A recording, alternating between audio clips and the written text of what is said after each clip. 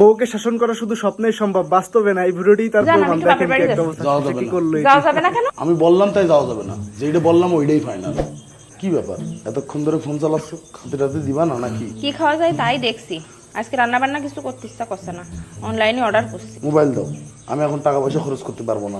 আর অনলাইনে তো কোনো খাবার টাবার আসবে না। কি জন্য আসবে না? আমি বলছি তাই, যাও যে রান্না করো। জান, শাপলা বলছিল শপিং মলে সার্চ হাউসে যাবো। সার চলছে, চলো, তোমার যাওয়ার দরকার নেই। কি জন্য যাবো না বুঝলাম না। আমি বলছি যাবা না তাই যাবা না, কথা শেষ। জান, ওয়াশিং মেশিনটা নষ্ট হয়ে গেছে, একটা নতুন কিনে ফেলি। কিনা লাগবে না।